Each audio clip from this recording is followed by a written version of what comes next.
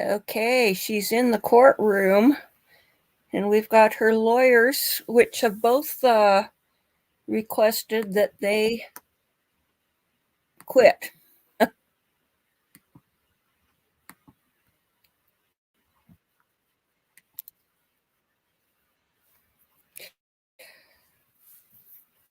hadn't heard it was 37 pages. I hope they get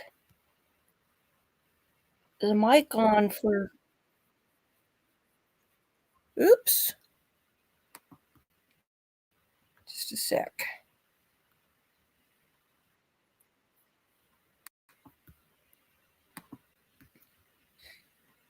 Okay, I got the problem solved. I'm going to crank up the volume.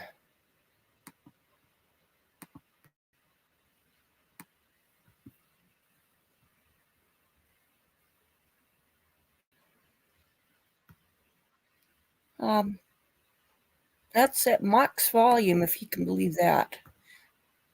I'm going to look at court or law and crime and see if they're any louder.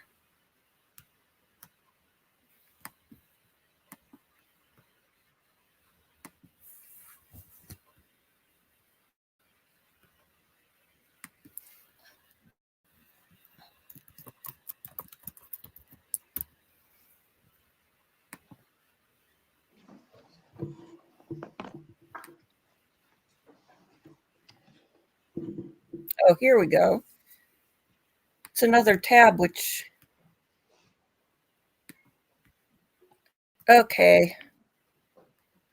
Interesting. We'll call State of Wisconsin versus Jessy Kurczewski, 21 CF 885. May I have the appearances, please?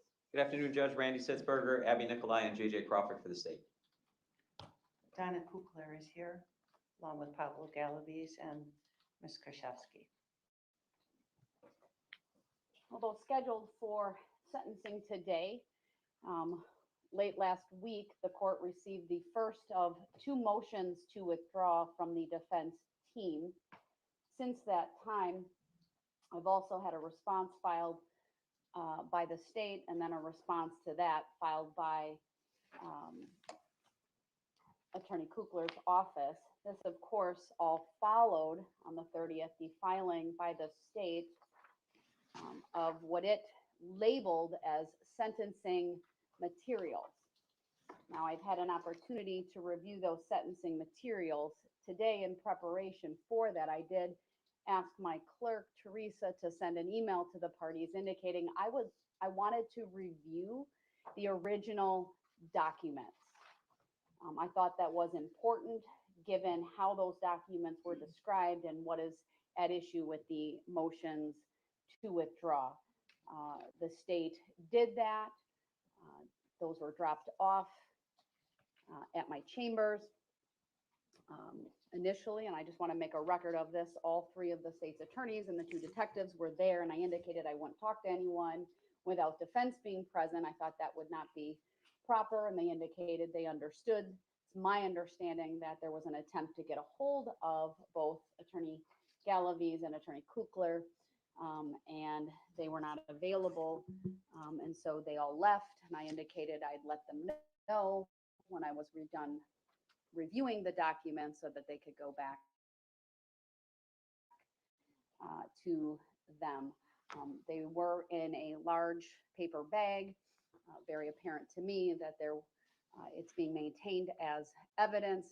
All of the individual pages were in plastic so that I could easily read through both sides, and was able to see what I believe, and I'll get confirmation of this, is the original envelope the state received the documents in. Anything the state would want to add to how I've described the receipt of the materials? The only thing I would add briefly is that I did personally call Attorney Kukler. She answered at her office and said she was very busy and would not be able to make it, and that she was okay leaving the documents with Your Honor. I then tried to contact Attorney Galaviz and got his voicemail, but given the timeliness of it, we chose just to leave the documents with you and leave, as you stated. Right.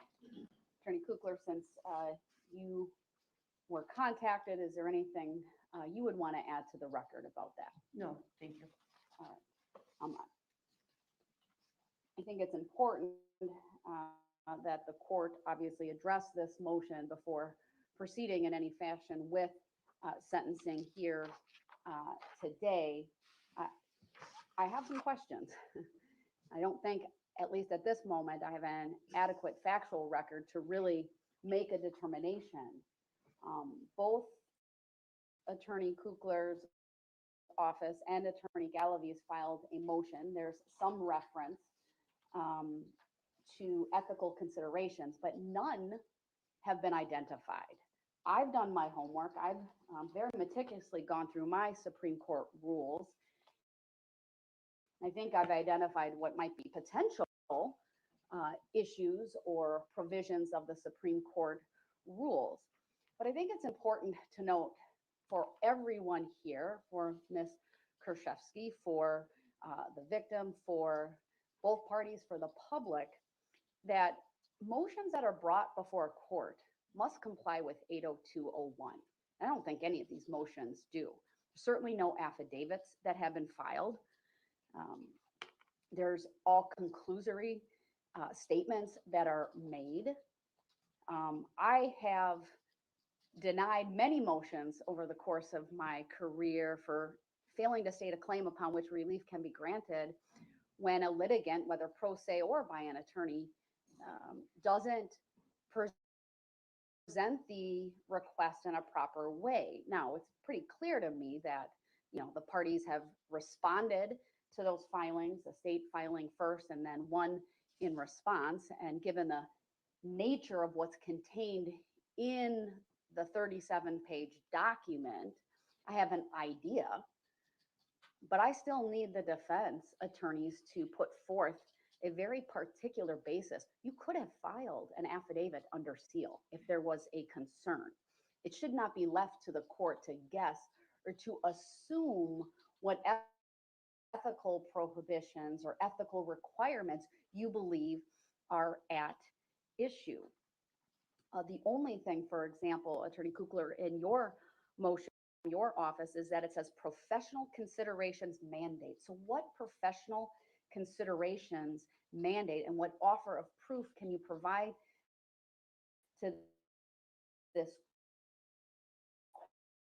There's all conclusory statements that are made. I had many motions over the course of my career for failing to state a claim upon which relief can be granted when a litigant, whether pro se or by an attorney, doesn't present the request in a proper way. Now, it's pretty clear to me that, you know, the parties have responded to those filings, the state filing first and then one in response. And given the nature of what's contained in the 37-page document, I have an idea, but I still need the defense attorneys to put forth a very particular basis. You could have filed an affidavit under seal if there was a concern.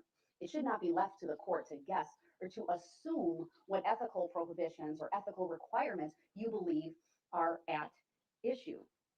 The only thing, for example, Attorney Kukler, in your motion from your office is that it says professional considerations mandate. So what professional considerations mandate and what offer of proof can you provide to this court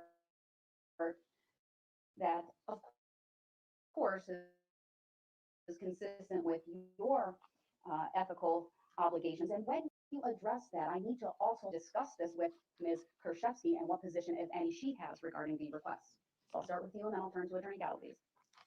I did have a conversation with Ms. Kurczewski by video conference or telephone conference, one or the other, and did explain it to her. And it's my understanding that Attorney Galaviz also discussed it, and she does not object to the withdrawal.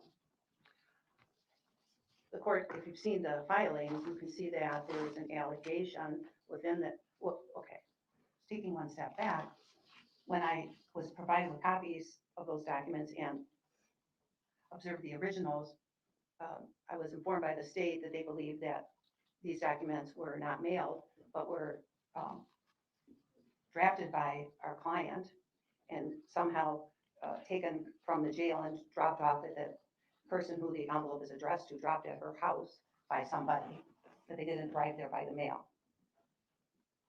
And the suggestion within the documents is that, and the court, of course, could read that there's a request, and I'm not saying that these documents were drafted by Ms. Kurczewski, but the state alleges that There's they an were. allegation. They allege they were. And if so, Ms. Kurczewski has requested that this person who received this envelope that was dropped off at their home engage in what would be, I would say, illegal behavior. And the suggestion also is that without naming the attorney, that her attorney supports or made the reference to the attorney supports this request by Ms. Kurczewski. And the attorney is not named. There are only 2 attorneys that I know of on the case. And so, What ethical provisions do you believe is conduct that you believe creates the conflict of interest? well, I think it's an actual conflict because I've got the potential of being an actual witness in the matter that has been submitted, because I know what the facts are of certain things, and I'm an actual witness. Some of the documents that were submitted are handwritten documents from trial. They're on the back side of handwritten documents from trial. I'm an actual witness to many things that are discussed either in the trial with the handwritten notes and questions that were asked and so on. So I don't know how I can, when there's a possible allegation of professional misconduct, because that would certainly be professional misconduct if I somehow took an envelope from Ms. Kurczewski and knowingly delivered it to somebody, knowing that there was a request that that person commit a violation of the law, that would be illegal and a professional misconduct. So that's why I'm asking, I believe withdrawal is mandatory. Now, I know in your motion, you cited the permissive provision of the rules of professional responsibility under 20:1.16 sub B, indicating that there would not be actual prejudice because Attorney Gallivis would remain on. And obviously, he's now filed a motion himself. Right, and so at this point, I would cite to 20:1.16A. 1. Are you aware of any filing or request that any Office of Lawyer Regulation look into any of the conduct that's described in the filing from the state, this 37-page filing? I haven't been contacted by the Office of Lawyer Regulation at this point in time.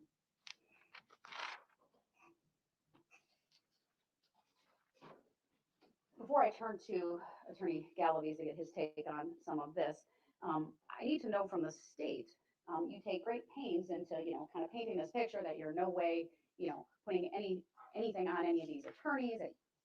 I very clearly understand the state's position in terms of who you think wrote this, but this filing leaves a lot of questions for the court. I don't know how this person who turned this over, I don't know who it is. I know there's some names on it. I don't know if that's the actual individual. I don't know if you're doing, or if law enforcement is investigating this for any potential criminal violations, whether it's a conspiracy or anything like that. Or so I need a little bit more information from the state as to, how this information was turned over to authorities, and then how it came to the court. Thank you, Your Honor, and I'll just give a full recitation of how the state came to be in possession of these documents. On Monday, November 27th, Detective Plennis emailed the state's 3 prosecutors here and notified us of this document that was dropped off at the Sheriff's Department approximately 3:00 a.m. on that Sunday, November 26th. It was dropped off by the person whose name was on the receiving part of the folder, who we've redacted. It is a woman who Detective Plennis has spoken to and has learned that that person served at least a brief amount of time in the Waukesha County Jail with Ms. Kurczewski. We believe that individual was present for at least one day, if not more than one day, of the trial here, who had visits at the jail with Ms. Kurczewski by video, not in-person contacts, and had phone contacts with Ms. Kurczewski through Ms. Kurczewski's jail phone calls. So that individual basically was a person who was trying to support Ms. Kurczewski insofar as she knew what it was to be a criminal defendant and know what it was to either not have a great deal of support or need support, and wanted to support Ms. Kurczewski while the trial was going on. She came home on the 25th of November, that Saturday, and was informed that this package had been dropped off with her. She has apparently a service through the mail where she was able to determine it was not delivered by the postal service, but somebody dropped it off in the envelope that Your Honor has seen. We took note, obviously, with that story that the envelope, though it does have 2 stamps on it, not counting the Waukesha County Jail stamp, there are no postal service markings over those stamps, as you would typically see if it went through the post office. She began reading through the documents, became very concerned, was not sure what to do with them. She contacted her attorney from her previous criminal cases, who advised her to turn them into the sheriff's department. Detective Plentis was notified, I believe, early on that Sunday morning that these had been received, and of course he notified us, as I mentioned before. There is an ongoing investigation into how these materials came from the jail and became delivered. We don't know. I think it's fair to say we don't believe the allegation in the, I'll call it cover letter of these 37 pages, that this was one of the attorney's ideas. I believe that's another red herring or untruth by Ms. Kurczewski is our position. I can say with certainty that the attorneys themselves are not under investigation. There is an investigation into trying to figure out how these documents came from the jail without going through the U.S. Post Office and came to be at the recipient's address. That's the extent of what we know at this time. In looking at these documents, I noticed there was no postmark. There's a stamp on an envelope that says this letter has been mailed from Waukesha County Jail with a date stamp. I don't know if you've been able to look at that to know if that's a legitimate way that they stamp it. I'm sorry, that is a legitimate way the jail stamps envelopes. One thing the detectives are looking into is whether that came from within the jail. It is possible, perhaps, that somebody ordered a stamp to look like that. Detective Plentis did confirm that this envelope did not go through the Postal Service by talking to the postmaster, I believe. One other thing I'll point out is that envelope that it was received in was folded in half. There was a crease down the middle of it, while the paperwork inside of it was not creased, which would perhaps indicate that the envelope itself may have been included in a mailing, and that papers were put into it later. That's a possibility. And just to, I guess, summarize, because these were some of the questions that I thought were important to my determination here today. The individual whose name that I saw unredacted in the original evidence, shall we say, that came over to me this morning, that has been identified as the actual person who received it with connections to Ms. Kurczewski and may have, in fact, attended the trial on one or more days. Yes. Don't know how the information got to her other than it was dropped off, and or how the information that the 37 pages left the jail, if it did at all. Correct.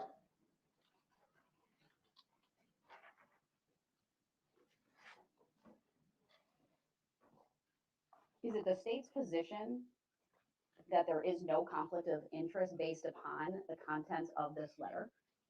Yes.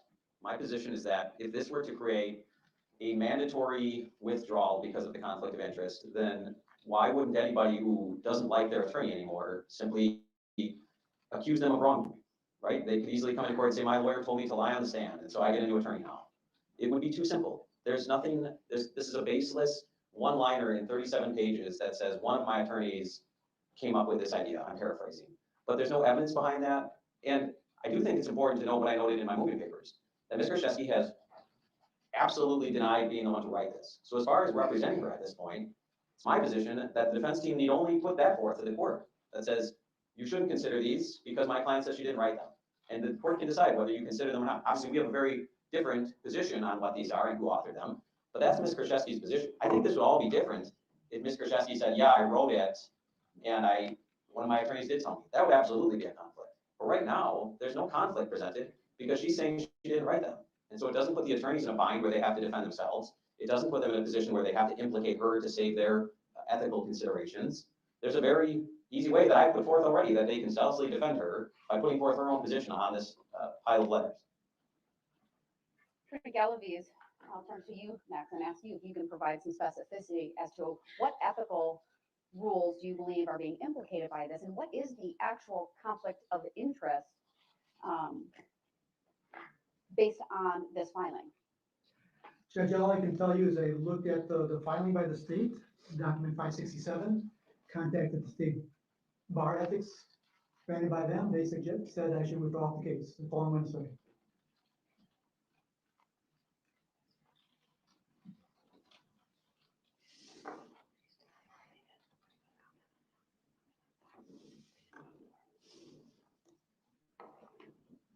when I look at SCR 20:1.16 that deals with declining or terminating representation, there is a section of that under a little bit kind of odd how it's numbered, but there's a small a at the beginning, and then subs 1, 2, 3, and then under 3, there's in parentheses a B, which I believe is the provision for which both of you are seeking to withdraw, that states, except as stated in paragraph sub C, a lawyer may withdraw from representing a client if, 1, withdrawal can be accomplished without material adverse effect on the interest of the client. 2, the client persists in a course of action involving the lawyer's services that the lawyer reasonably believes is criminal or fraudulent. 3, the client has used the lawyer's services to perpetuate a crime or fraud. 4, the client insists upon taking action that the lawyer considers repugnant or with which the lawyer has a fundamental disagreement. And if you look further down, there's an or. So it's not that all of these things need to be shown, it's an or. I mean, I don't have the benefit of knowing the basis for what you think is the conflict, other than there's this letter. It says not so nice things, but that's all. I have a denial, apparently, at least what the state is saying, that your client denies writing this. I mean, I could come up with a lot of scenarios where, obviously many people watch this trial. Anyone could take notes. I took time looking through all of this filing, and, I think there might be some circumstantial evidence, if you will, that perhaps Jessy Kurczewski is the author.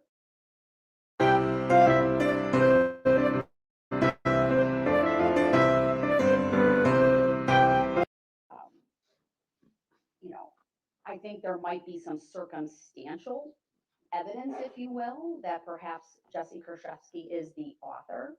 There's content, there are the trial notes, there's other things, but I don't know that anyone can definitively say that at this point in time. I don't even know if I should even consider this. I mean, that's one of the things. If I simply say, I'm striking this from the record, I will not consider it based upon the uncertainty and the ongoing investigation, how is there any conflict of interest? May I speak? No, not yet. You are still represented by counsel, and you Judge need says to they talk want to them speak first. about. No. Hold on. There's some different notes on them. We know our own writing, Well, I don't know that, do I? but what I'm telling you now. But see, that's where an affidavit would have been really, really helpful. Could have been filed under seal. Could have given me more information and avoid what I'm doing here in court on the record. Understood. We recognize some of our own notes from trial. All right, so you believe at least a part of that filing that has what appear to be trial notes were contemporaneously done during the trial, and you recognize your own handwriting on some of it. Yes. All right.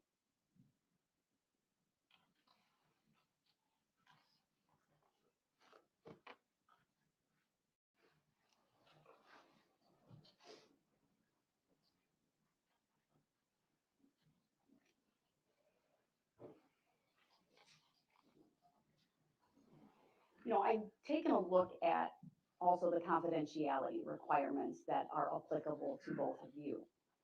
There are some limited exceptions to what I would term as the confidentiality requirements between an attorney and a client. Some fall under a shall, and some fall under a may. And even if I look under the SCR 20:1.6, says sub C, a lawyer may reveal information relating to the representation of a client to the extent the lawyer reasonably believes necessary. Sub 1 does not apply. There's not death or substantial bodily harm that you would be preventing. You wouldn't be preventing, mitigating, or rectifying substantial injury to another person.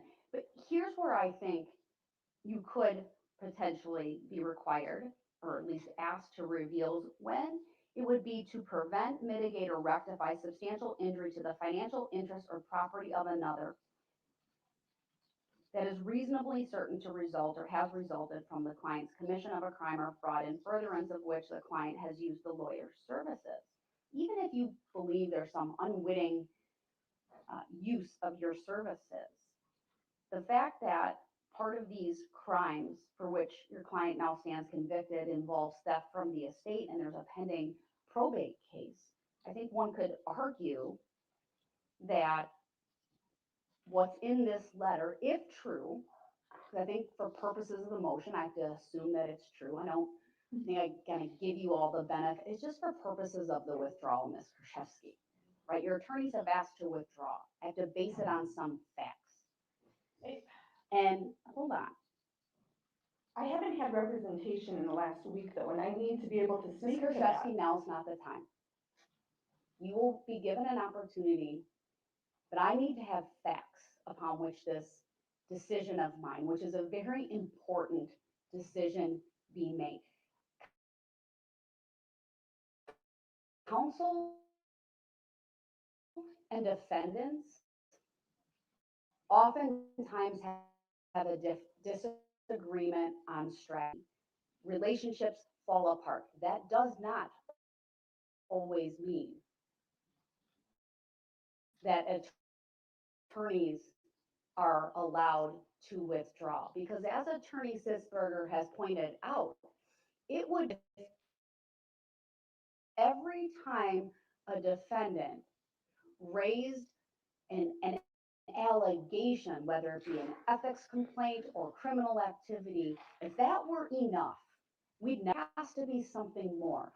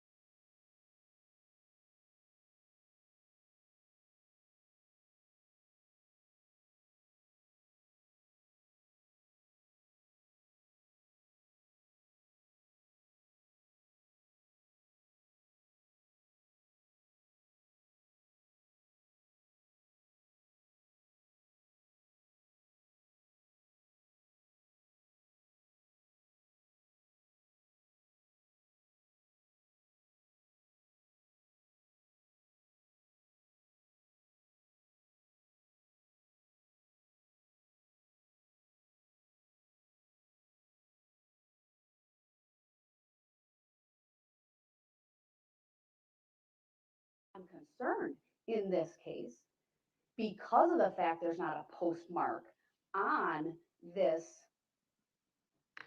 envelope. And I'm concerned that there is an ongoing investigation as to whether it came from the jail, whether it came from you or someone else. There's other things it could be. Like I said, there's, a lot of people watch the trial. I now know that your attorneys recognize their own handwriting. That's very concerning to the court because very few people would have had access to that. And I have to be concerned with the integrity of these.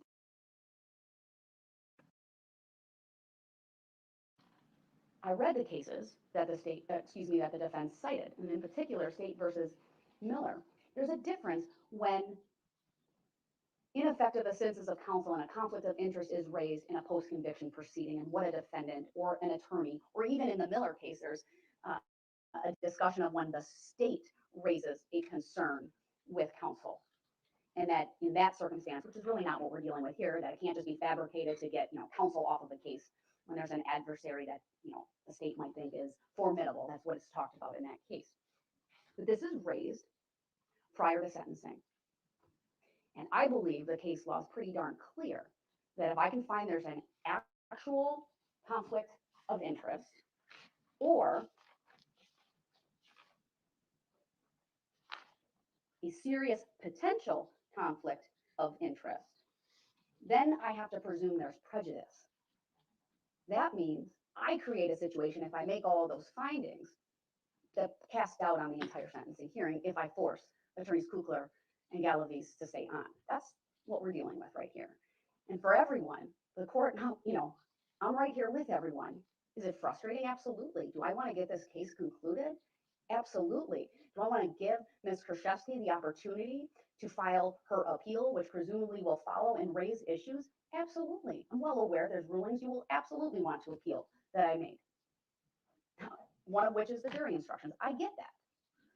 And for the victim, there needs to be finality as well. But it does no one any good if I ignore all of this, simply plow forward and then have to redo it at a later point in time. I'm a big believer, right? Let's do things right the first time to avoid that appeal, or at least that particular issue. And I think there's an argument that if I ignore all of this and later on a court of appeals or Supreme Court says this was an actual conflict of interest, or one at least that rises to the level of being a serious potential conflict of interest, then that would likely be the remedy, assuming all other issues, would be affirmed.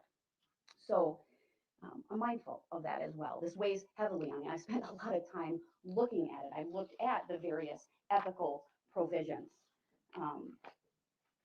And while I agree with the state that it can't be just an allegation from a disgruntled or desperate defendant, generally speaking, there has to be something more. It is important, Ms. Kurczewski, that I know your position on all of this as well, because also in the case law, there's a recognition that even with an appointed attorney, if this is who you want to continue representation, that matters as well. I don't know your position, so I'll ask you. I don't want you to comment on anything else. Merely, do you want either Attorney Galavis or Attorney Kugler to represent you at sentencing? I did. I do not, because up until yesterday, neither one has done anything for me now because they had halted all proceedings due to the DA conversation they have had. So at this point, as much as I wanted to get out of Waukesha County and proceed forward and go through appeals, I don't, because nothing has been done for sentencing except last minute yesterday. Partial. I have letters of character in limbo. I have nothing completed for sentencing. So no, I don't. And I frankly blame the state for that. They proceeded to release this information, which should have not been done. And it has created this mess. So while they are requesting they should not withdraw on their behalf, I don't think this is right. Everything has been done wrong since they have came forward last week with this information. And I do say, no, I did not write it. There's cameras all over this jail. There's recorded phone calls. There's a lot of issues here that no, everything should be stopped. And I need to look at my legal rights because I don't know what they are at this point. I can tell you. No, I do not think because of everything that I have since learned, no, I should not have either attorney, which is very hard, proceed at this point, and sentencing should be stopped today. I can advise you that even if I require them to stay on, I would not go forward with sentencing today because I'm mindful that there has been a pause. And so knowing that if I were to keep them on, I would adjourn sentencing to give them time to prepare. Does that change your position in any way? No, I don't think either one of them feel comfortable staying on, so I would prefer not to at this point because of the conversation or little of conversation I've had with both of them. I would prefer not to, no. Do you understand that could be a significant delay? Unfortunately, yes, I do. And that is more upsetting, and that is on the state at this point. They released this information. They made this mess. It should have been stopped, but they did this. And that is quite frankly very frustrating. And they have nobody to blame but themselves right now. And it is very frustrating. It is very frustrating. And I was told walking out of the detective's office last week, just so you know, you probably will not be leaving anytime soon because of this, knowing I want to leave. I have not told them I did not write these letters. So again, that is coming from what? My phone calls? My conversation? All right, I did not. we should, I, I'm it's gonna advise you at very this frustrating. point that I've heard your position. You should consult with an attorney I would love to. I still have on before record and nobody will making any talk to me. further statements. I've been trying all week.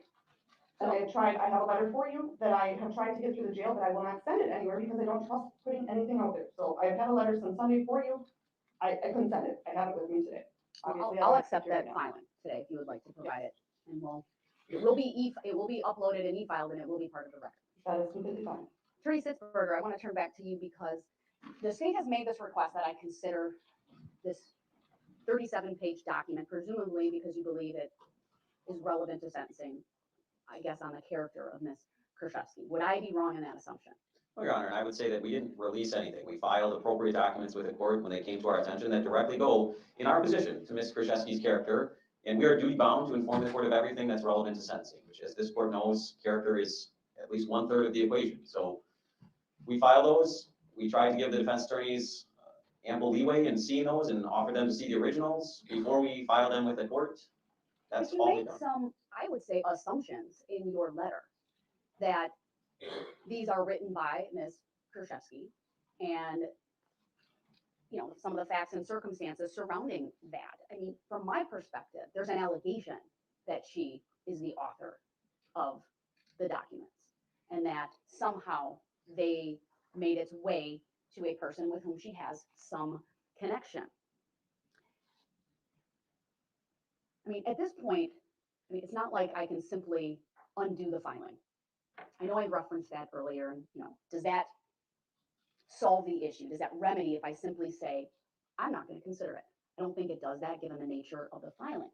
But the flip side to that is, why wouldn't the state want more information about it so that at the time of sentencing, if I allow it, it's more accurate?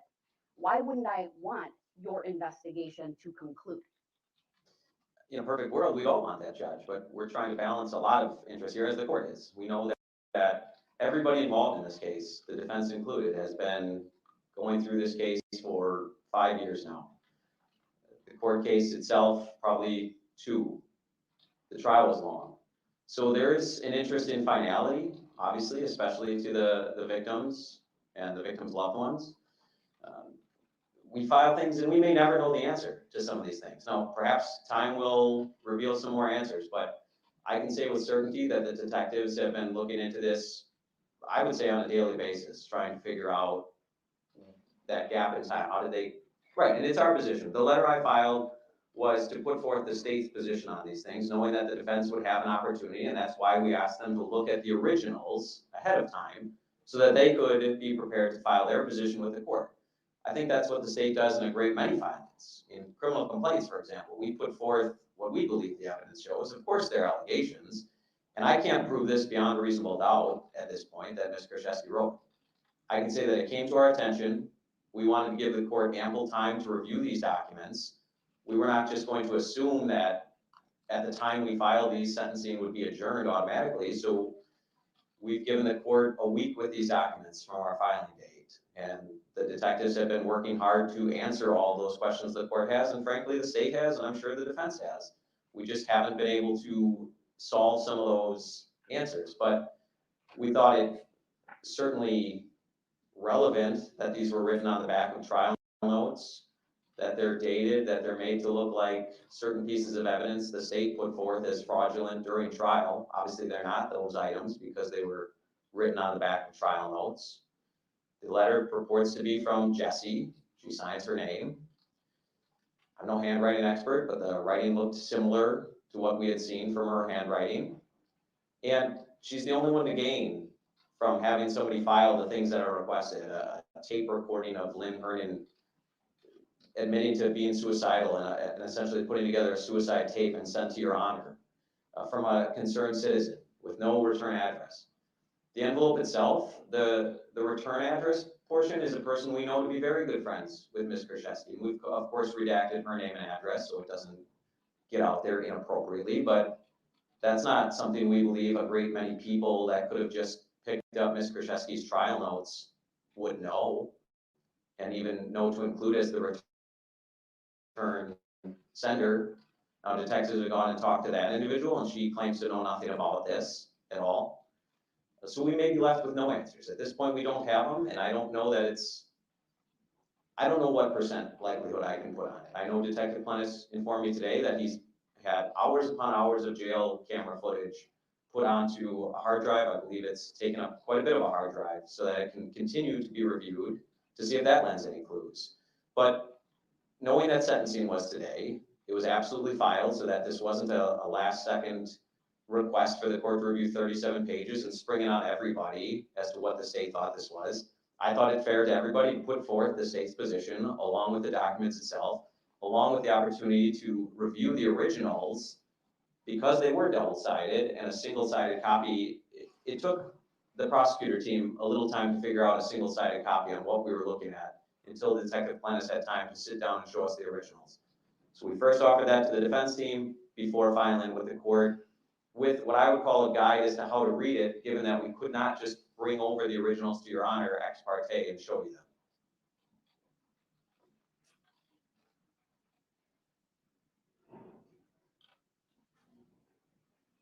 Have you had an opportunity to discuss the motion to withdraw with the victim? We have, our victim witness advocate has been keeping them informed really over the past week as all these filings have come in. Do they have, does Mr. Posa have, because of the count 3, does he have a position on this or wish to address the court in any way in compliance with victim rights?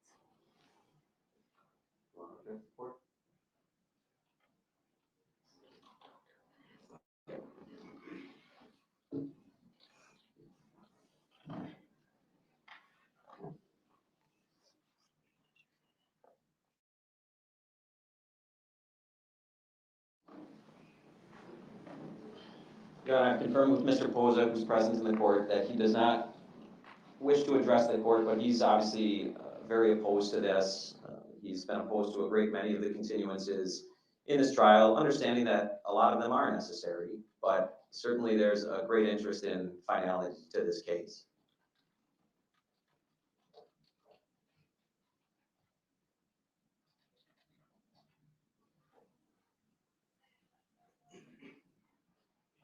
Attorney Kukler, I'll ask this to both you and Attorney Galaviz, but I want to make clear that I understand the basis for your request is you believe that, or let me state it this way, your request is made under SCR 20:1.6 sub, that's parenthetical B. Is that, do I understand your request correctly? Yes, And without divulging confidential information, you have made that request because you believe there's an actual conflict of interest here. I do. I believe that. And you know, this court knows me from many years of practice and know that I rarely, if ever, have withdrawn from a case. Thank you. Attorney Galaviz, same question or questions to you. Your request is under SCR 20:1.16 parenthetical B. Correct, and the state bar ethics told me to cite A as the reason, but B could also be used. It's an obvious conflict. You have cited actually A and B. And you did, as your motion states, you did consult with the ethics individuals at the state bar. Correct, And they made a recommendation to you. correct. Attorney Kukler, did you do anything like that, or did you rely upon what Attorney Galaviz had done? That's right. I relied upon what he did.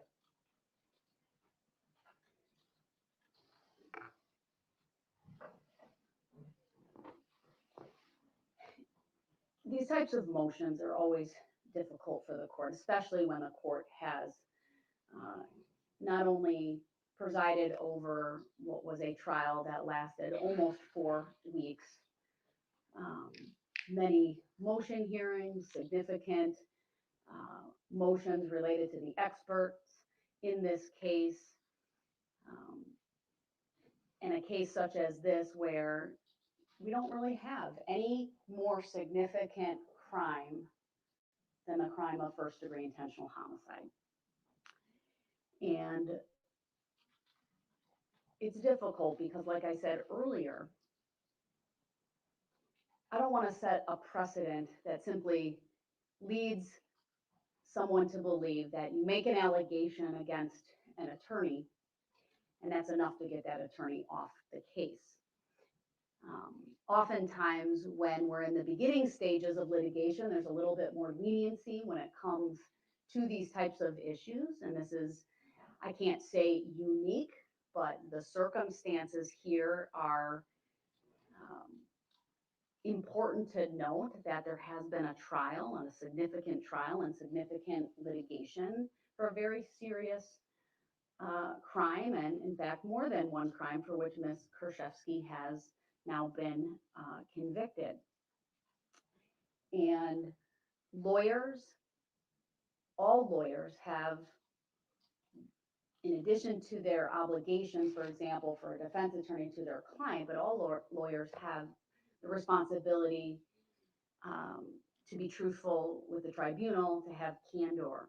And then, of course, there's all of these confidentiality requirements that apply to Attorney Kukler and Attorney Gallives. And there's very, very limited circumstances that a lawyer is obligated to reveal information and then even permissively required to reveal information. And I mentioned this earlier and I took a look at that, and I honestly think when you look at it, it's really a stretch. I know I mentioned it, kind of to ask a probing question. It's kind of a stretch though to say that there's any requirement or even permissively that allows Attorneys Kukler and Gallives to reveal information. They're officers of the court. They believe that they have an actual conflict of interest, and they've asked to withdraw. I know from my review of the Supreme Court rules that part of the ethical considerations aren't only to maintain that confidentiality, but obviously lawyers may not counsel a client to engage or assist a client in conduct that the lawyer knows is criminal or fraudulent. But a lawyer may discuss the legal consequences of any proposed course of conduct with a client and may counsel or assist a client to make a good faith effort to determine the validity, scope, meaning, or application of the law. And so, I'm mindful of that.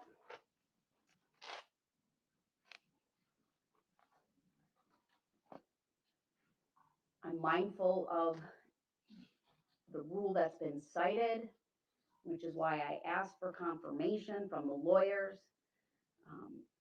SCR 20:1.16, terminating representation, sub A states that, except as stated in paragraph sub C, a lawyer shall not represent a client, or where representation has commenced, shall withdraw from the representation of a client if the representation will result in a violation of the rules of professional conduct or other law. Sub B, again, except as stated in paragraph C, a lawyer may withdraw from representing a client if the client persists in a course of action involving the lawyer's services that the lawyer reasonably believes is criminal or fraudulent. The client has used the lawyer's services to perpetuate a crime or fraud. Or 4, the client insists, sub 4, even though it's not the fourth one I've read, the client insists upon taking action that the lawyer considers repugnant or which the lawyer has a fundamental disagreement. I'm also mindful of what this filing actually contains. And when I reviewed it, it's not just a single reference to the attorneys, but on page two of what I would call kind of the cover letter to this document.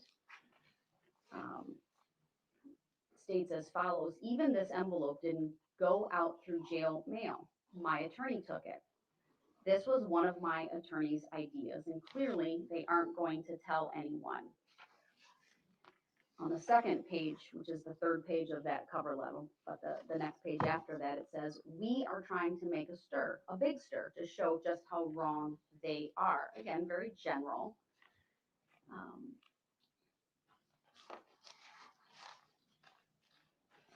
And those are the references, I guess, to counsel. This filing clearly raises a concern for the court because whomever wrote it, and I think I do need to consider for purposes of this hearing that one possibility is Ms. Kurczewski, is requesting another person to engage in fraudulent and likely criminal activity related to the fabrication of evidence. It's been provided by the state as a request that I consider it at the time of sentencing under my authority and the criteria that I am obligated to consider, right? The three primary sentencing consideration, the galleon factors, one of which is the character of the defendant. That's why the state has presented this information. This information, though, it presents many more questions at times than answers, some of which we've already discussed, including the fact that there is no postmark over the postage. There is what appears to be a stamp from the Waukesha County Jail. I'm now told, and I didn't, I guess, catch this during my review, is that envelope has a crease in it, whereas in all the other documents within it do not. There is information within that filing, as has been explained here today, where there's a verification that they are contemporaneous notes. Attorney Kukler indicated she recognized either her own or Attorney Galavi's handwriting on it, so there's some legitimacy to that as to how or when, I should say, that was part of this exhibit or this document was created, right, contemporaneously with the trial or during the trial.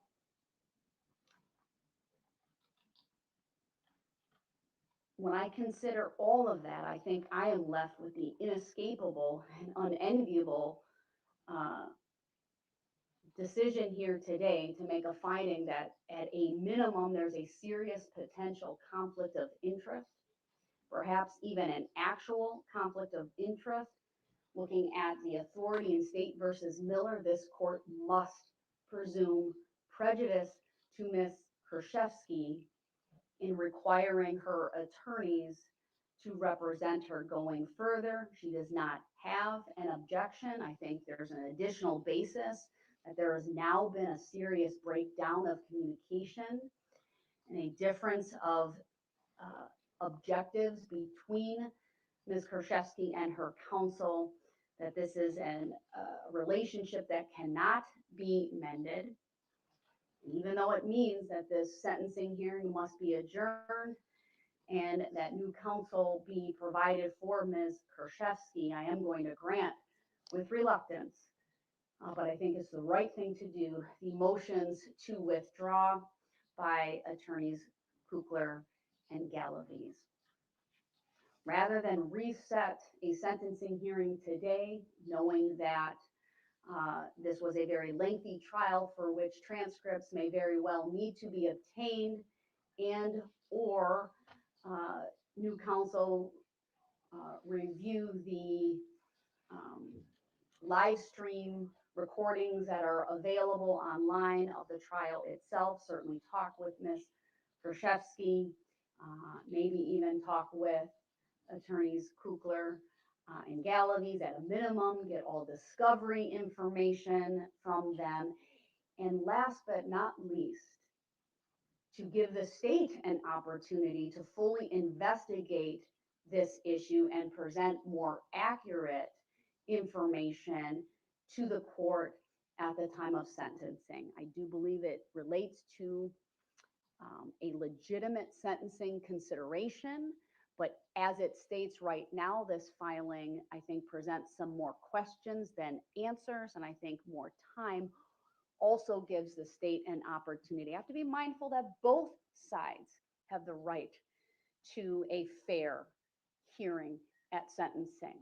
And it would likewise be unfair, I think, to the state if I simply said this isn't coming in as well. I will let them argue it, present it, and any additional information on it at the time of sentencing. New counsel can certainly object, and it, of course, will be up to the court at the time of sentencing to put whatever weight, if any, on that as I consider which or how to impose sentence on Ms. Kurczewski for all of these offenses.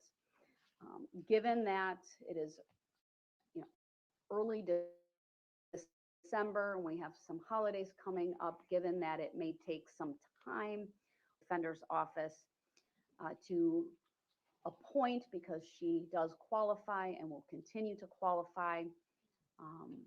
I will set this over to early January for status of counsel. I believe, Attorney Kukler, you filed a proposed order. Attorney Galavis, did you file one as well? Yes, Judge. All right, then those both should be on my dashboard. I'll look for those. I'll sign them. And that will then trigger the public defender's office. Attorneys Kukler and Galavis, what I ask is that you cooperate with whomever is appointed and work with them at getting all discovery to them, and all information and notes that you have from trial to that attorney or attorneys, if that's the case, and do that as promptly and efficiently as possible so that there can be the fewest delays going forward. Yes, Judge. For purposes of the next hearing, although I'm allowing you to withdraw, if discovery has not been turned over to successor counsel, I'm requiring both of you to come to that next hearing with discovery that you have, just in the event it didn't take place. It's my way of enforcing that. We will send ours electronically to whoever is appointed. Even including trial notes and things of that nature that you would give to successor counsel? We have everything ready electronically for Okay, very well. counsel. Then I'll take your word as an officer of the court that will be done, and that can probably be done very quickly then. But again, if it for some reason hasn't happened, then one of you at least should be here.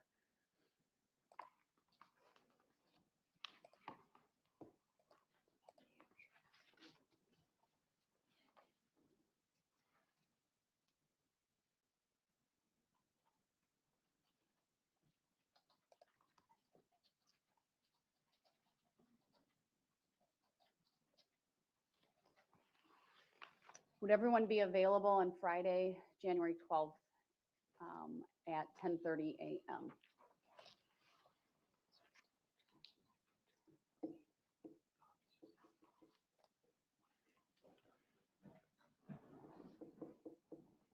That works for the state. Oh, I'm sorry.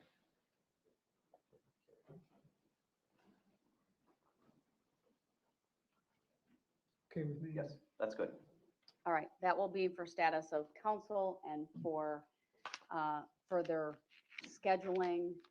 And again, I'll, as soon as we're done here, look at those orders. I'll let you know if there's an issue with them, but presumably I'll sign them and we'll go from there. Thank you, everyone. That does conclude the hearing. Thank you. And we'll be in 10:16.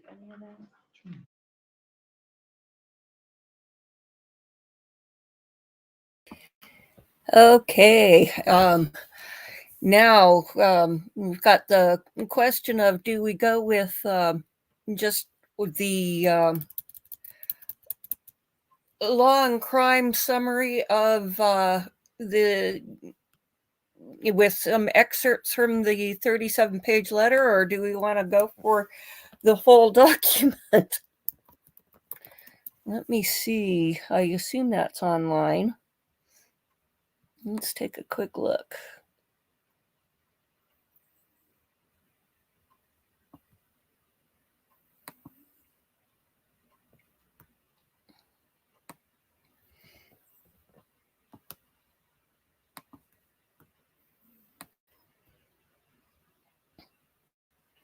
Yeah, let's go for the law and crime write-up here. So, I'm not sure. I might need to dig a little further because the first thing that I pulled up. Oops, let me do that again. Just a sec.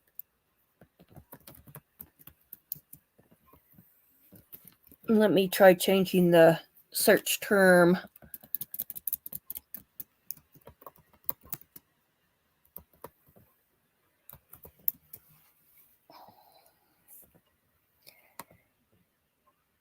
Let's see.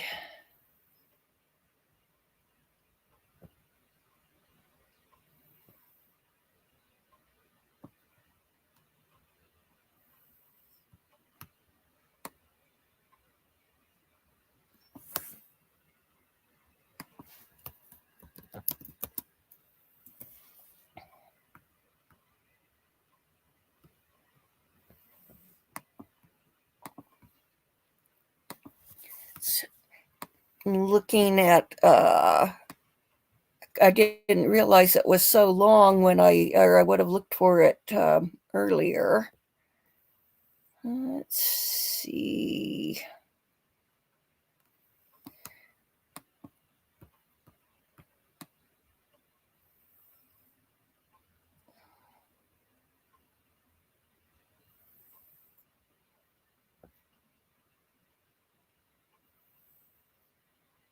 I'm having trouble finding it. Let's go for the thing and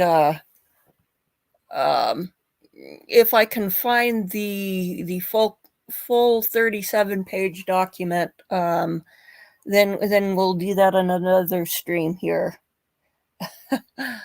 Well, thank you very much, Holly, for coming, and this is well worth the view here. Let me just get this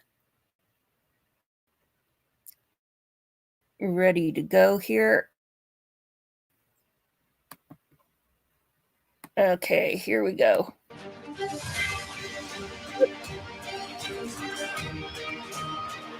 We, the jury, find the defendant, Jessy R. Kurczewski, guilty of first-degree intentional homicide as charged in count 1 of the information. Signed by the foreperson, juror number 24, and dated today's date, the 14th of November, 2023. Now, you just saw Wisconsin woman Jessy Kurczewski being found guilty of murder and theft. This is for allegedly poisoning her family friend, Lynn Hernan, with eye drops. The verdict was handed down back on November 14th, but most recently, the prosecution team received a letter that they believe the convicted murderer wrote in the letter that Kurczewski confides in a friend and has some odd requests for her. Now, Law and Crime has reached out to the jail for a comment from Kurczewski and has no response yet. But this letter was released days before the defendant's sentencing hearing, which is scheduled for tomorrow. So let's take a look at some of the key parts of the letter right now. Now, let me read this to you. I don't know, Jess. This is just insane to me. I sit here day in, day out, reliving and replaying everything. I cannot spend the rest of my life locked away for something I didn't do. This isn't right. I wish I had the jury name, so I want to reach out. I'm losing my mind about this. Continues, you should see just what I've uncovered in discovery since the trial ended, that they lied on the stand about. It's so wrong. So I talked with one of my attorneys about stuff in person, and I got a biggie for you, a biggie to ask of you. Even this envelope didn't go out through jail mail. My attorney took it. Next, we are trying to make a big stir to show just how wrong things are. First, you need to know I did not kill Lynn, nor did I assist, nor did I ever steal a dime from her, ever. And then on the 4th page, she continued an outline in a quote, and it says, directions. Here's everything you need to know about Nogu's Mermaid Glass Collection in less than 30 seconds. It's designed in collaboration. Yes, directions. Kurczewski allegedly says, do you remember hearing about the park, Whitehall Park, where I buried things? It was part of the gun, Visine bottles, notarized papers of hers, and a cassette tape, old school voice reading of Lynn. All confession stuff that I kept hidden. So here's what I'm trying to do. Recreate that stuff. I did what I could. I wrote up the letters, will, etc., and I signed all names, dates, etc. I need someone to look online for a notary stamp. Then you take the pages I wrote, copy them a few times, make a little lighter, and make it look good. Yes, I use. Okay, I just want to stop here for a moment. She wants to get them to make a notary stamp. Now, remember we had some notarized documents that Lynn was supposed to have signed at the bank with the notary, and now she's talking about getting a notary stamp. Now, they pointed out that the jail, the envelope has the stamp showing that it's from the jail, but it doesn't have postage, and so that's extremely curious, and wondering whether she's got somebody to get a stamp of that. I don't know. That's a very puzzling point, but she's got a previous history of forgery, and we have the notarized documents in the trial, and now we're talking about a fraudulent notary stamp. I mean, this is rather explosive stuff. Let's continue. Used to make documents for people. Sounds crazy, but true. I was good at it. Those bank ones were Lynn's doing. I didn't make those mistakes. All I need is 2 different names for notary, one on 1 page and the other one on 3 pages. These are real people who worked at her bank years ago who actually notarized papers on the set dates. And I have those other papers here with signatures, dates, and that's how I did this. I just need the notary and copies, please. Now, Joseph Scott Morgan, it sounds like she knows a great deal about notaries, or how notaries work. But does it sound like she has experience in creating documents and forging them? So, forensic investigator, you're with me. What are your thoughts? Yeah. When you begin to talk about lightning documents, that's one of the things that a seasoned handwriting expert, forensic document, an FDE, a forensic document examiner would look like. You're talking about this kind of generational fading that goes on when you copy these things over and over again. I think that what she's alluding to is it gives it some kind of aged patina, maybe on one level to what they call masking handwriting, where you can kind of blur it to a great degree to give you the impression that it is official. You just assume that people are going to just take a cursory look at this thing and say, oh yeah, this is bona fide.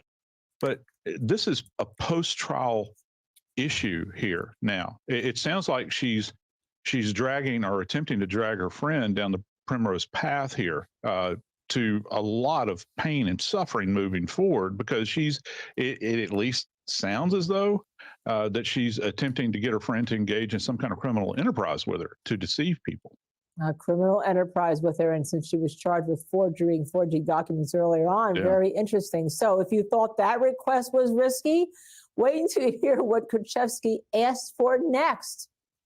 And I'm going to quote, "I need to see if someone would make a voice tape.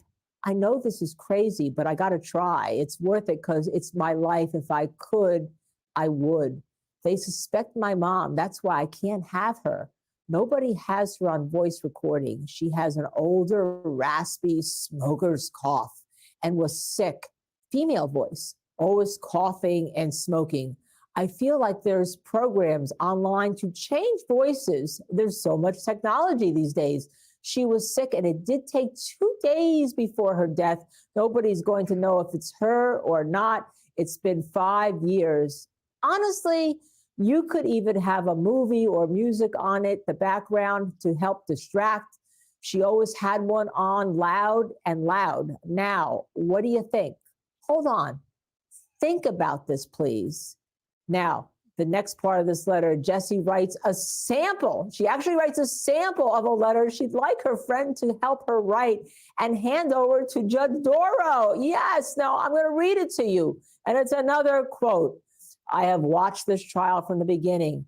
I never met this girl, Jessy Kurczewski, but what I can tell you is this story is crazy. Anybody who has a brain can tell you this girl didn't do that. And what those jurors didn't hear or what the judge didn't allow makes no sense. Lynn took her own life. How is that murder? This was a total setup if I ever saw one by a Waukesha County. After digging around for 3 days, I found her evidence and sent the tape cassette plus papers to the judge in this case, Judge Doro. Doro, the bottles of Visine, a piece of gun have no bearing, so I didn't include, but this girl is to be sentenced to life for a crime that never happened. What are you going to do about this?" And on the next page, Jessy lists out the people she wants that letter sent to, including Governor Evers, Attorney Donna Kukler, Attorney Pablo Galaviz, Attorney General Josh Call, the Waukesha DA's office, and several news stations. Doesn't end, because later on, Jessy writes out what she wants the tape recording to say, and I'm going to quote it for you exactly what's in the big letter we hear at Long Crime Habit. "Jessy, I'm sorry to leave you like this, and I'm assuming you'll be the one to find me after all you have done for me, the times you saved my life. I know if it wasn't for you, I would have been dead months ago. You have been my rock. You're stronger than anyone I know." Now, after droning on a little more about how much Jessy meant to her, she wants the recording to have Lynn saying, "Jessy, stop listening to this tape and put it somewhere safe and hidden." She goes on to draft out a suicide video voice note and more instructions and letters that she wants notarized on different dates. The letters all make Jessy look innocent and like Lynn willingly handed over her money. She even went as far One simple but brilliant trick to heat your home in 90 seconds and save thousands of dollars on your heating bill is to draft out the last will and testament of Lynn Hernan. Now, trial attorney Bob Hilla has been with me listening to all this as we take this deep dive into this post-trial letter. Bob, does this look like Jessy? Do you think this letter plays a role in the lawyers monitoring to withdraw? Well, there's two things that we saw in those items. I mean, first was she's accusing the lawyers at one point, it seems. So that creates a conflict that they have to bow out. Clearly, this is a very elaborate scheme to try and defraud the court into believing that she was an innocent person that was wrongly convicted. If this was ever carried out, it shows a person who's desperate and maybe even unbalanced. The lawyers can't commit a fraud on the court, and this being brought, it kind of knocks them out of the case, and certainly they'd want to be out of the case at this point. because it's a no-win situation, especially because they're at least, if they're not accused of not carrying things out, they're at least implicated by having taken the letter from her. And, you know, what happened, how it got to the court, they're really going to need to have somebody else represent her on this issue. It's the least of her problems because now she's Right. been convicted of a murder. Right. But the court is going to have to look at this and decide what to do about it. And, you know, unfortunately, I've been in a situation, not with the sentencing, but with a client who had lied to a court. And we, as lawyers, our team became unwittingly involved. And we had to file, just like these lawyers here, a motion under seal to a federal judge. We actually went in on a holiday and he saw us ex parte, which means on our own. He read the under seal motion. And because we had allowed people to testify, not knowing, but we discovered afterwards that they had lied about something because we found a piece of evidence, the judge allowed us to be removed from the case, to voluntarily withdraw from the case, and for the client to obtain either new counsel or no counsel. And I expect tomorrow that if this judge feels that the continuation of the lawyers in the case will continue to involve any part of their ethics duties or violate their ethics duties, she will allow them out. She may, however, on the other hand, say, I understand, but I'm going to let you be with her for sentencing, but you can't vouch for her credibility if she allocutes or if she calls or if she wants to talk to us in any way, because or else I have to get new lawyers in. And maybe the judge will do that. My feeling is she will, because this is a very serious matters for the lawyers to be implicated or to allow a client to go on the stand in a sentencing phase in the future, say I'm not guilty, when they believe because of this new letter, she absolutely is guilty. So a lot to talk about tomorrow. We'll have our hands full on law and crime. You're going to have to stay with us then. But right now, we're going to take a quick break. When we come back, I believe Young Thug is back after their lunch. The jury's probably found it. Stay with us. I'm Linda Kenny Bodden. This is Law and Crime.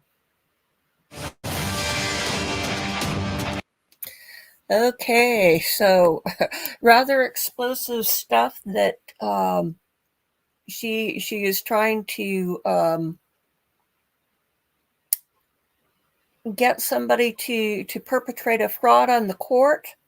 And I'm gonna look for the full 37-page document. It's going to take a little more research, but I've only ever heard of something that elaborate in a in a movie or TV movie. What comes to mind is the British drama Prime Suspect, in which the first season the character is suspected of killing a series of prostitutes. And in the last series, he gets somebody to commit some copycat crimes to make it look like they had the wrong person all along. I'm sure that this kind of thing happens out there, but nothing quite so elaborate that I've ever heard of. It's just kind of mind-boggling, and that this got turned over to the court for I think that this kind of stuff usually happens when somebody's in jail, in prison, and, they've exhausted their appeals. And so they're trying to create a new issue to get a new trial. But, she's trying to do something to get it, before sentencing. And, Darrell Brooks was, nowhere near as smart as he thought he was.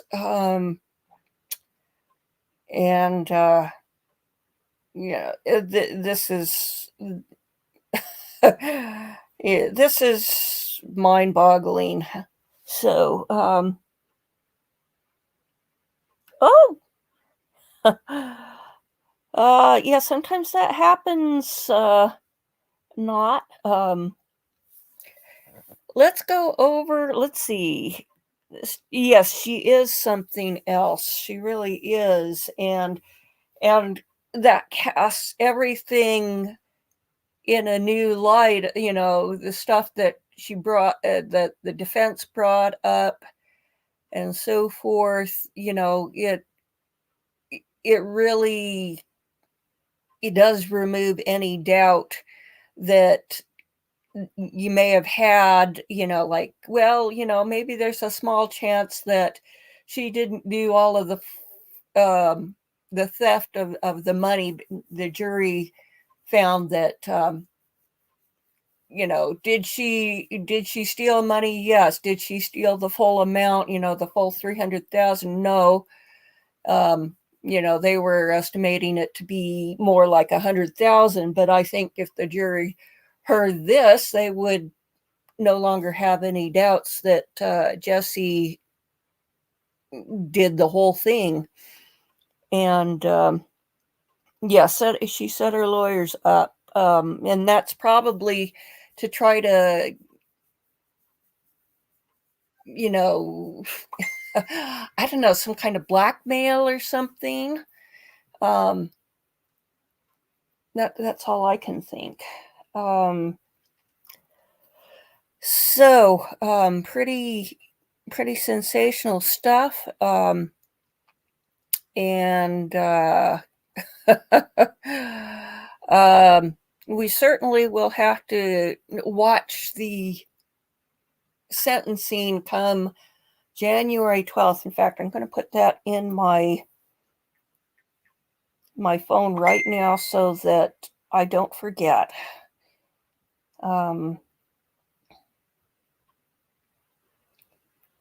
Let's see. Oops. That's the alarm, not the, okay, January 12th. That's a Friday. Oops. Okay, how do we, oh, here we go.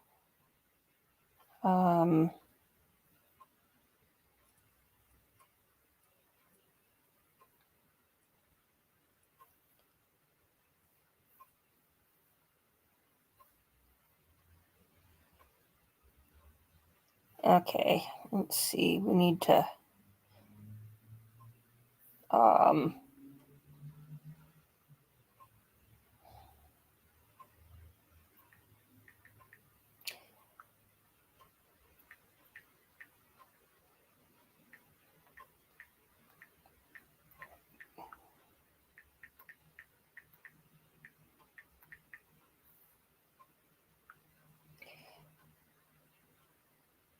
okay, I've got it in my phone so that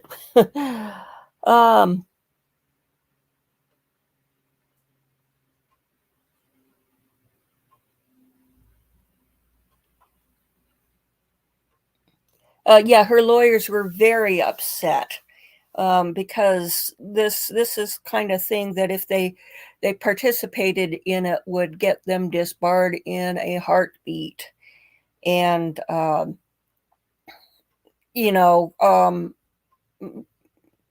quite frankly, she's not that important a client to them. If she was, you know, OJ Simpson, you know, I could see one or two of his attorneys doing something like that, but not these guys. They're, you know, she wasn't paying them enough to make it worth their while. So let's see. We have the Vallow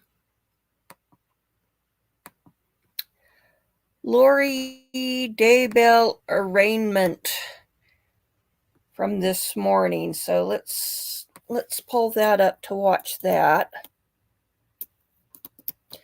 I kept checking like every so often this morning, and there wasn't anything. I went, well, it must be this afternoon. And just as soon as I decide to take a nap and check back in an hour, they go live at the court. And it's like, why wasn't there anything at all?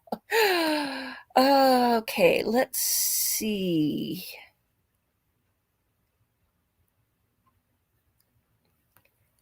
We've got an 8-minute 22-second one from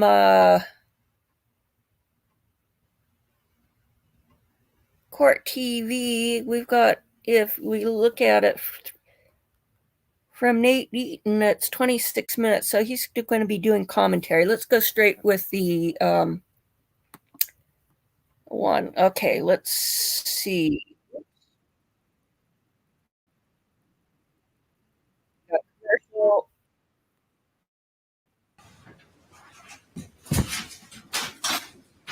6 and 7, Vallow.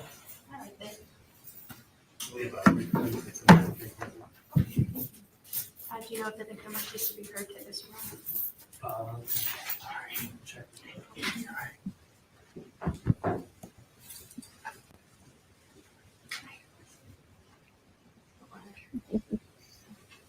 Calling number 6 on this morning's calendar. Number 6 is CR 2021. It is 001704. And number 7 is CR 2022 142. State of Arizona versus Lori Vallow. It's the time set for the not guilty arraignment as to each case. For the state? Your Honor, Trini Kay on behalf of the state in both matters. For the record, the victim is appearing virtually in the 2022 matter. Also for the record, the Mexican, we're going to appear in the 2021. We have attempted to reach them. We are unable to reach them at this point, but they were aware of this. And they just want to, unfortunately, they did wish to appear. Okay, thank you for letting me know. Counsel? Good morning, Keith Terry and Danae Suki on behalf of Ms. Vallow, who's present appearing in custody. Thank you. And ma'am, could you state your full name, please? Lori Vallow Daybell, And your date of birth? 6/26/73. All right, then this is the time set for the not guilty arraignment on each count. We'll start with number 6. As to number 6, ma'am, you are before the court on count 1. We'll enter a not guilty plea on your behalf. Do you waive a reading? Yes, Your Honor. And we'll set the matter for your next court hearings are this as follows in this case. The next court hearing will be an initial pretrial conference.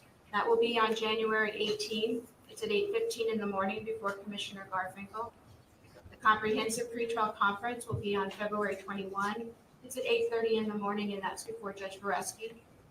The final trial management conference will be on March 28.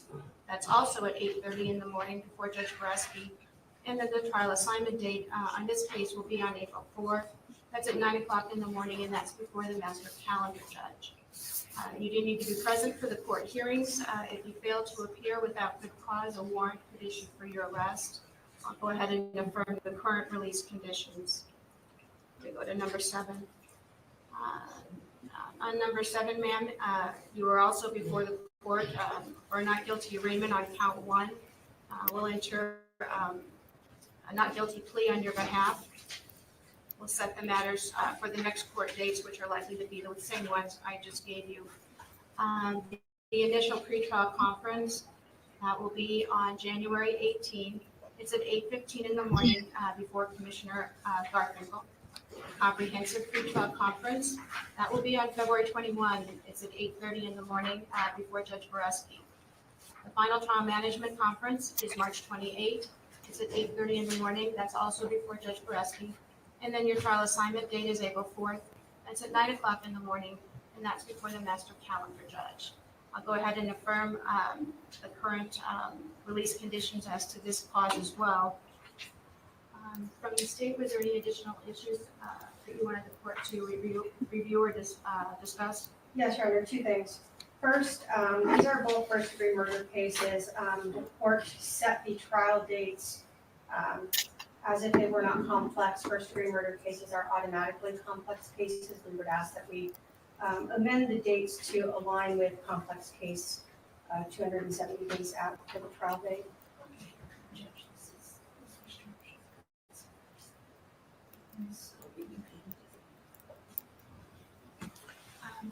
Yeah.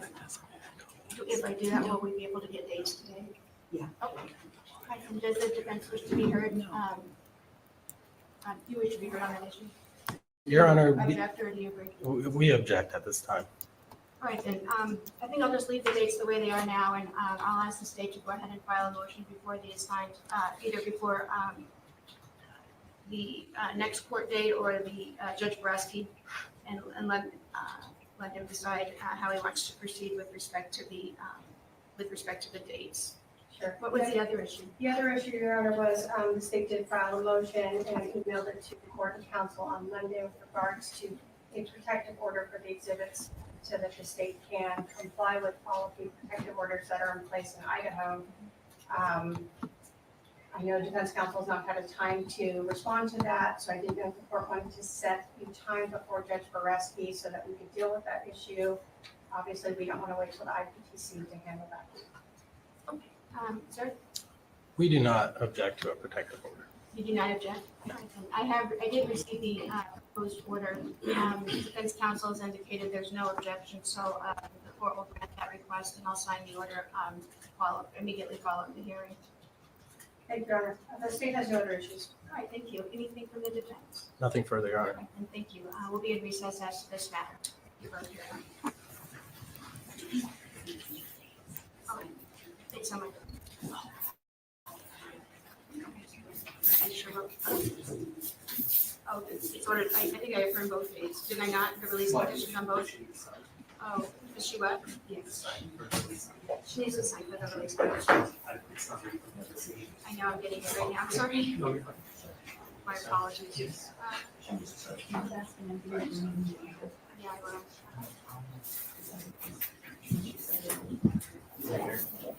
Oh, okay.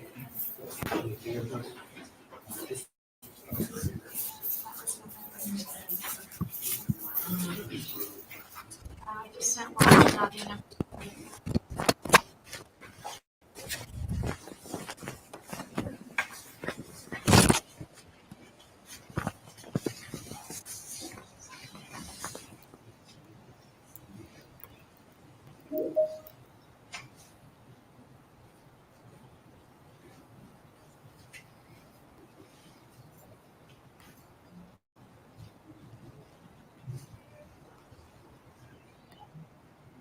I guess she's signing a document.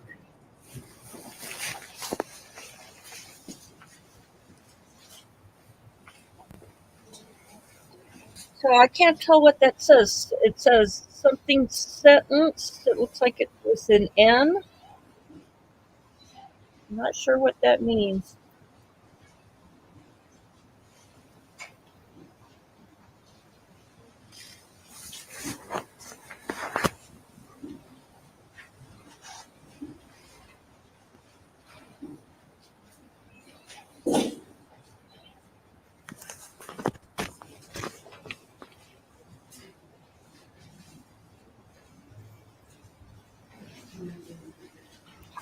No, it's unsentenced. Maybe it's unsentenced.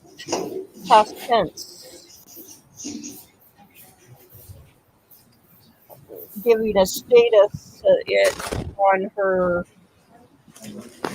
Arizona case. I think that must be unsentenced. So they said April trial date, but that'll get postponed. I mean, one simple but brilliant trick to heat your home in 90 seconds and save thousands. There's just no way that it's going to happen in April because the best shot that the defense have of getting her off is to go for the insanity plea And they do have the insanity defense available to them in Arizona, which they didn't have in Idaho. And so they're going to want to use Lori's statement at the sentencing, where she's talking about, I know that they're in heaven, and I know that they're happy, and I know that they're busy, and so forth, and trying to portray it as everything is just rosy and so forth, and I didn't kill them, and all this other stuff, and they're gonna want to use that to portray her as being insane.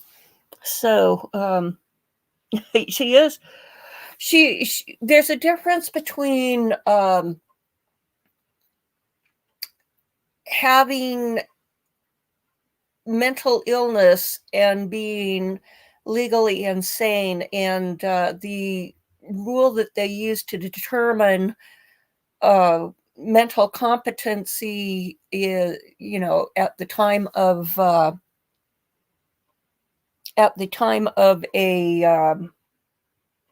the crime is, could they appreciate the difference between right and wrong? And I think that it's quite clearly, yes, she could. Was she mentally ill? Yeah, I think that's pretty clear, but and that could be a mitigating factor for sentencing, but she's too dangerous to be let out. There's just no way. So she's definitely mentally ill. I think there's some manic depressive, some definitely narcissism, and I don't know. I guess we need to see what a psychologist has to say on some of the other things. How many is there on the list? 5, 6. Yeah, Lori. She's just a bad news. So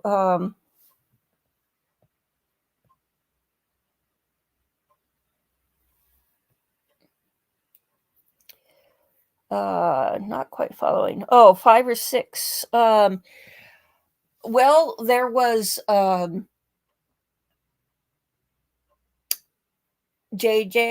and Tylee and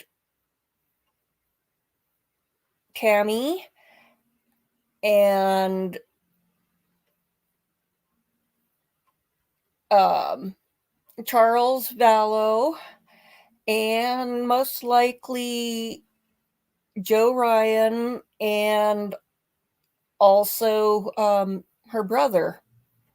So I think that makes 6. And I think that she would do it again.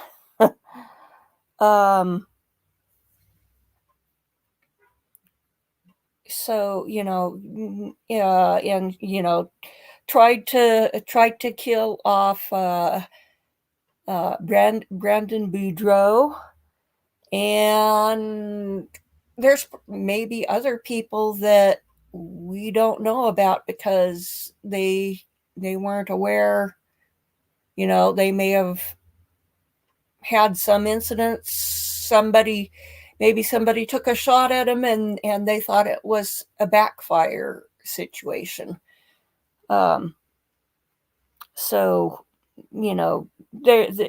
she's too dangerous to ever be on the streets again. There's just no way. Now, Chad would like to say that it was all Lori's doing. Now, I was watching a forensic psychiatrist and body language person. Maybe I can see if I can find that. Yeah, she might go after. She might have gone after Colby. Let me see if I can find that video that I watched last night. It was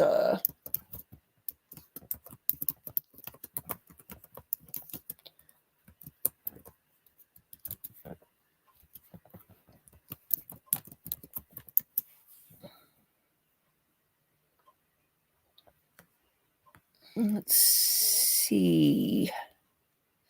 Okay, here we go. It's Court TV. Let me just get this. Hold up. Get this pulled up.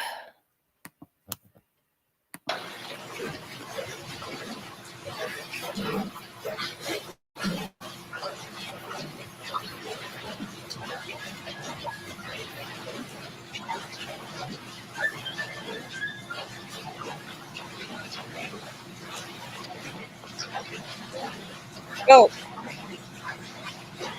sorry.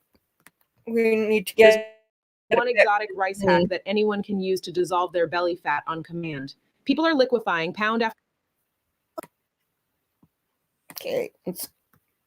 Okay, here we are at the beginning. She seems after her husband has been killed in what was claimed at the time to be a self-defense situation. What are you picking up on when you see that? Well, when I'm seeing that, I'm taking into context what had just occurred, right? Her husband has been murdered. So then we're looking at also, her responses. And she licks her lips, she smiles, she always makes a high joke about it. Somehow it didn't get back to the beginning as I tried to. Let's do this again. I understand that she was very sociable the entire trip. Talked quite a bit. About what? Oh, that's between the deputies, the courts, and the prosecutor, apparently. I don't know that she gave any specific statements related to the investigation, but I just know that they said she was very chatty. This morning, we are shining a spotlight on cult mom Lori Vallow Daybell. She's due back in court tomorrow for her arraignment on these new charges in Arizona. Vallow Daybell was found guilty earlier this year of murder and conspiracy to commit murder for the deaths of her two youngest children and her current husband's first wife. But now, Daybell has been extradited to Arizona, where she is facing 2 additional charges of conspiracy to commit murder. Are those cases going to be combined, or are they going to be done separately? Well, they are 2 separate cases, but they're going to be handled at the same hearing. Okay. Okay. So you can talk to your lawyer, but they are 2 separate cases, which means that you'd have 2 separate proceedings going forward if it goes to trial. Okay. And as we gear up for tomorrow's arraignment, we're taking a closer look at some of her prior statements and actions, just to go through them to try and analyze the question of whether she's crazy or evil. Many have an opinion on this. And joining us to discuss this, we have jury consultant and human behavior expert, Dr. Susan Constantine, and forensic psychologist, Dr. John Delatorre. Thank you both so much for being on. I want to first play some sound so that we can look at it. Disclaimer, we understand neither of you have been able to interview personally Lori Vallow Daybell, but to see if some of her behaviors suggest anything to you. Now, this is body camera video of Lori the day her 4th husband, Charles Vallow, there in Arizona, was shot and killed by her brother. Gotcha. How long have you guys lived here? Sorry? How long have you lived here? Like 3 weeks. Oh, geez. Yeah, okay. That's why the neighbors don't know us. Gotcha. Like, hi, neighbor, sorry. Are you working at all? No. Okay. And you're still about 5'6", 120?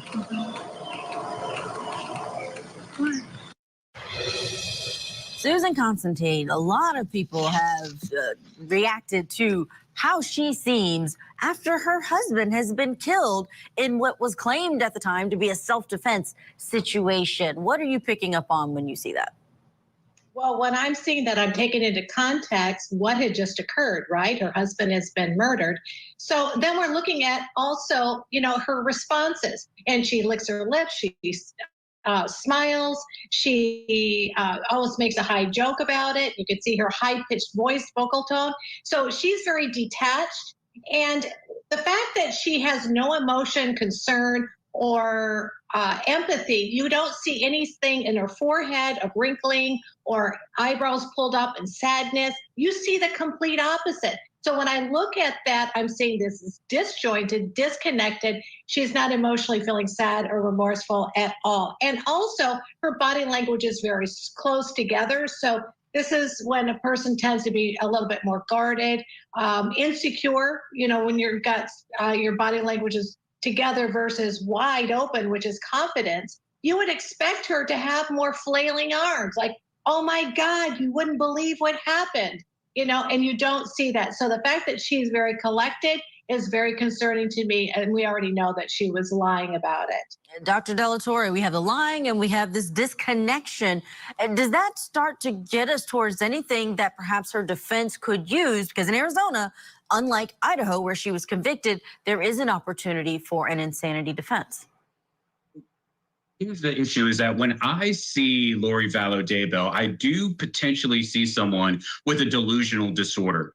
But the issue is that you're not going to know that that individual has that disorder until you start talking to them about whatever that delusion is centered around. So I'm not surprised that she would be able to compartmentalize, right, to be detached from the experience of having lost this loved one, because in her mind, the delusion was actually that this loved one needed to be gone. So she feels comfortable, right? So she doesn't need to demonstrate emotion. She doesn't need to demonstrate, grief or trauma or anything like that, because that's not why that happened in her mind. Speaking of potential delusions, let's play a clip from her sentencing hearing where we heard from Lori Vallow Daybell herself. I have access to heaven and the spirit world. Since then, I have had many communications from people now living in heaven, including my children, Tylee Ashlyn and Joshua Jackson, my sisters, Stacy and Lolly, my aunts and my uncles, and my grandparents. I have had many communications with Jesus Christ, the Savior of this world, and our heavenly parents. I have had many angelic visitors have come and communicated with me and even manifested themselves to me. Because of these communications, I know for a fact that my children are happy and busy in the spirit world. Because of my communications with my friend Tammy Daybell, I know that she is also very happy and extremely busy. Susan Constantine, if this happened in a church or at a funeral, it would sound completely normal to the outside viewer. But this is in a courtroom where she was just sentenced for the murder of the people that she's talking about. What are you picking up on? Correct. So it's interesting to watch her behavior. She really believes what she's talking about. She even adds emphasizes. When she's looking up and she's looking at the judge, she adds emphasis to the words, my children, my children. She's making all of these very affirmative gesturing. She believes everything she's saying. And also keep in mind, she scripted this all on her own.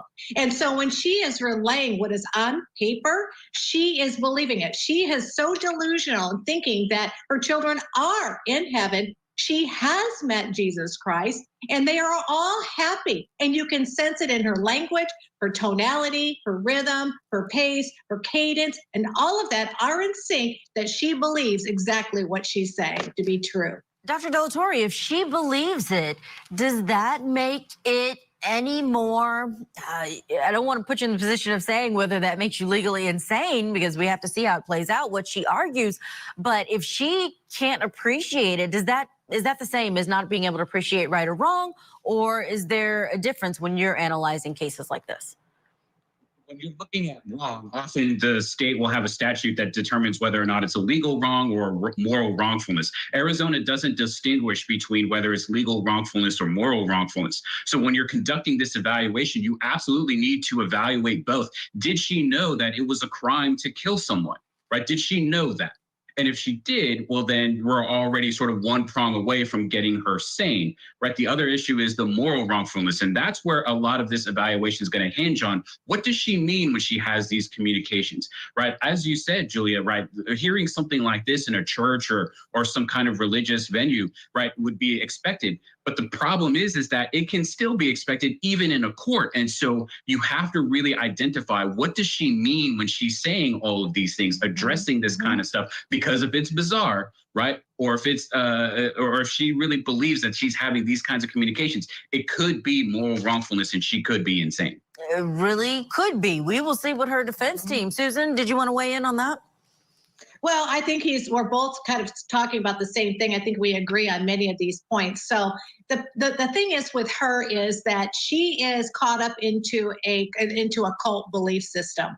And she is so indoctrinated that she has created this identity about who she is and what her task on this planet is. And when somebody believes in it, we think about all these other types of cults that are out there, and you will see that there are similarities in how they view life, how they view the world and their mission on this world, in this world. And she falls right into that category. This is a cult. She is indoctrinated. She's believed it. And I think that her husband is the one that was the culprit behind all of this in the very beginning and indoctrinating her into this cult belief system. It'll be really interesting to see if they take a more aggressive stance, her defense, in putting this on Chad Daybell. It did not seem that they did as much in the Idaho trial, and it seemed that even she was upset when her attorney in closing really went after Chad Daybell.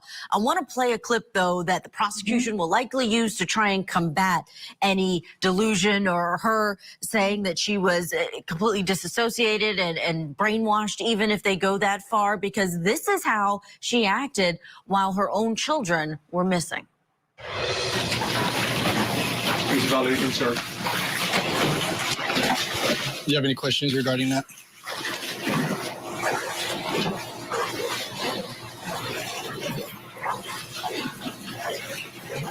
So it is 14:39 hours on January 25th.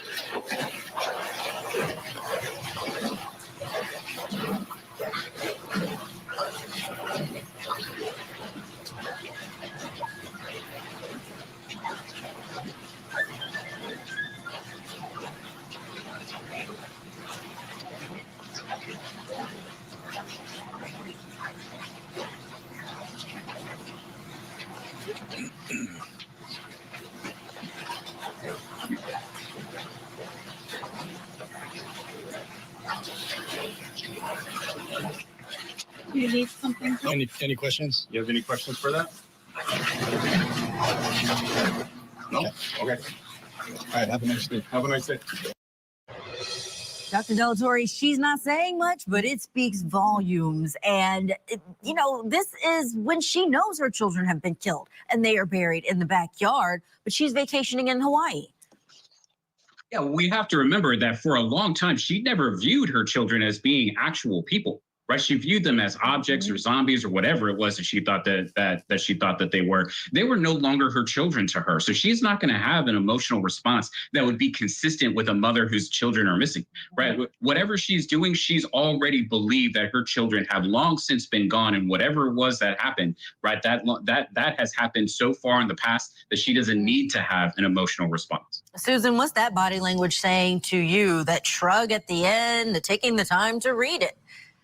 Well, the shrug at the end was not what we call contempt. That's usually in one corner of the shoulder, one very small one. This is like, I don't know, I don't care, I don't really, I have nothing else to say. So when you combine the words with the body language, you have to look at it and code it properly. And when I'm watching her demeanor, when she's given this document, there's no sense of urgency. She only sits up, like literally within like 30 seconds or more, there is a physiological response. And then she strokes her hair. That's a manipulator. But what I found really interesting was her length of silence. There is no words. And then we look at Chad, right? There, if you look Look at him close. Look at his response. He has a smirk, a smile, like, what is this all about? So, but there's no real conversation between the two of them. And usually people that are innocent or concerned, they're going to ask questions. They want to be helpful in a case. They don't usually stay quiet. So she has already detached herself. I think that she already knew and viewed them as dead. So they've moved on in their life. And so they were keeping tight-lipped. Wow, I have enjoyed talking about this case with you all. Susan Constantine and John Delatorre, thank you for weighing in, giving us your behavioral analysis. And don't forget, this is going to be happening tomorrow, that arraignment, but also... Okay, so they put it on Chad, saying Chad indoctrinated Lori, and I would have to agree because he was the one who, was writing the books and saying that he had the ability to see beyond the veil and so forth, and Lori found that very appealing. So I think that they're right about that aspect. Now, just whose idea was it to start bumping off people? I think it was probably a mutual decision. I think that obviously they had to bump off their respective spouses so that they could get married, even though they were having the affair, which they justified saying that they were married in a former life, so it really wasn't cheating. But the kids were just an inconvenience, and so it's one thing to kill off your spouses so you can get married, but they could have let the kids go to stay with the grandparent, with Kay Woodcock. They would have been happy to take JJ and Tylee along with her. I mean, Tylee would have been off to college in a couple of years, and so yeah, we can take Tylee too. So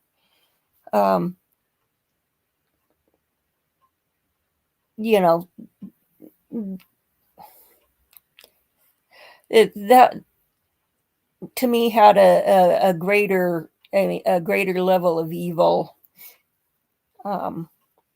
because that was just completely unnecessary. And I mean, it was unnecessary to kill the spouses because they could have divorced, but they're saying that it would have been wrong to divorce, so it's okay to murder, but it's not okay to get divorced. Make that make sense. So anyway, interesting afternoon with the Jessy Kurczewski, and as soon as I find the full text of the letter, I will set up a live stream for that. And meanwhile, jury selection begins on Monday for Suitcase Sarah. And I'm very much looking forward to doing that trial because that's just another case that is so out there in what she did. I mean, she says they're playing hide and seek. Who plays hide and seek when you hide the person? I mean, duh. So, I'm not sure how long jury selection will take. I usually skip the jury selection and and start things when we get to the opening statements. I'm not even sure that they show the jury selection phase. So, well, thank you for joining me. And